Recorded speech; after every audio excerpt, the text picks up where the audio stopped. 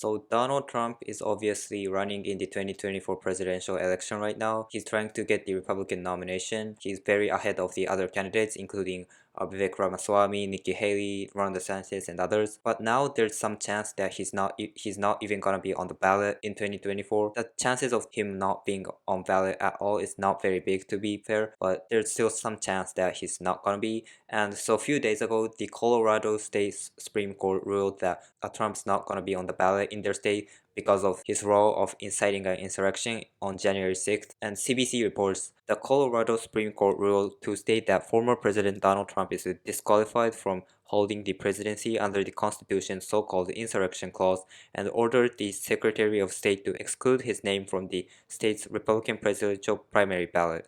The landmark decision from the divided Colorado Supreme Court that Trump cannot hold public office under the Civil War era provision is unprecedented, and it marks the first time a court has found him to be ineligible to return to the White House due to his conduct surrounding the January 6, 2021 attack on the U.S. Capitol.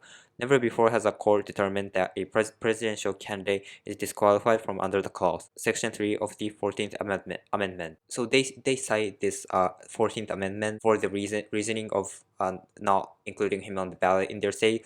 And if you look at what the third Section 3 of the 14th Amendment says, this is what it says: no person shall be a senator or representative in Congress or elector of president and vice president, or hold any office, civil or military, under the United States or under any state for having previously taken an oath as a member of Congress or as an officer of the United States or as a member of any state legislature or as an executive or judicial officer of any state to support the Constitution of the United States shall have engaged in insurrection or rebellion against the same or given aid or comfort to the enemies thereof. And so what's being contested here is that, just like I read, it says that no person should be a senator or representative in Congress or elector of president and vice president or hold any office. So it doesn't say that like a person that has engaged in insurrection cannot hold the presidency. It doesn't explicitly say that that person can't be a president. They say that a person can't be a senator or representative in Congress.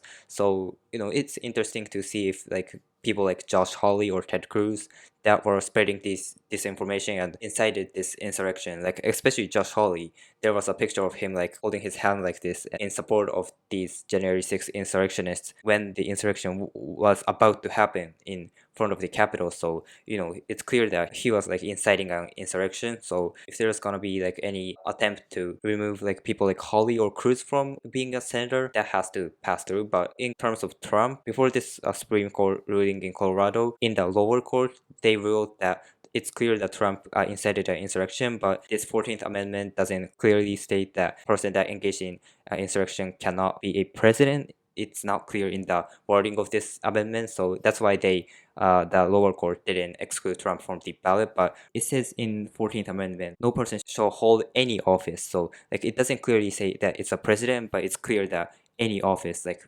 president is obviously an office. So that's how the Colorado Supreme Court decided that Trump can't be on the ballot. And obviously the another thing that was contested in this trial was if like Trump incited an insurrection at all. Like, people in the Trump campaign denies that, but the ruling says even when the siege on the Capitol was fully underway, he continued to support it by repeatedly demanding that Vice President Pence refuse to perform his constitutional duty and by calling senators to persuade them to stop the counting of electoral votes.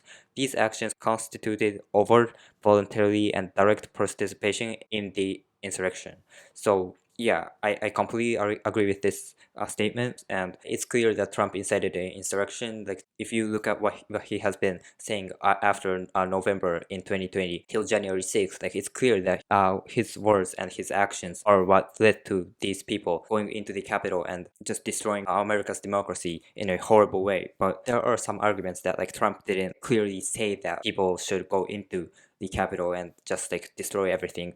But if you look at the 14th Amendment again, it says if you give aid or comfort to the enemies thereof. So if you give comfort to people that were going into the Capitol and doing an insurrection, that's enough to disqualify that person from being in the office. So even if you think that Trump didn't like incite insurrection, it's clear that he gave aid and comfort to that, right? Like this information campaign against the fact that Biden won the presidential election in 2020, like that in itself is like in some ways giving aid and comfort to these insurrectionists. And obviously Trump is very mad at this court decision, and their team is gonna appeal to the Supreme Court. And I'm pretty sure that the Supreme Court is gonna just overturn this decision and say that Trump can be on the ballot. The Supreme Court leans towards conservatives right now, so we can't expect that they just support this decision from the Colorado Supreme Court. But there's still some chance that that's gonna happen. Even the Trump appointed conservatives, like they sometimes make decisions that don't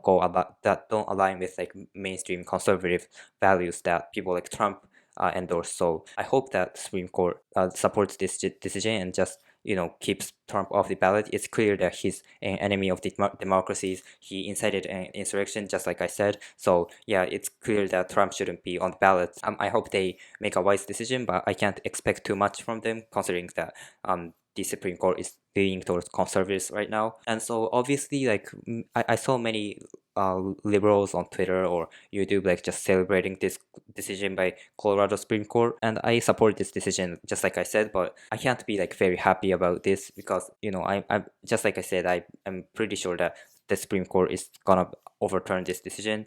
So there's that. And also, even if like Trump is excluded from the presidential ballot or 2024 Republican primaries, even if that's the case, like someone like Nikki Haley or Ron DeSantis is gonna be the 2024 nominee for Republicans. They're very racist, warmongering, horrible people that don't care about like human rights. If you look at their policies on things like Palestine, like they full on support like this horrible genocide against the people in Gaza by the Israeli government. So I can't be too happy about just Trump being excluded because the alternatives are also bad. And the reason that Biden's doing so poorly against like all of these Republican opponents is clear, and it's because of his terrible handling of the Israel-Palestine conflict. He's full on supporting this horrible genocidal campaign by the Israeli government, just like Republicans. So obviously, like if you have any common sense about human rights, you can understand that committing a genocide is bad. But obviously, like establishment Democrats, including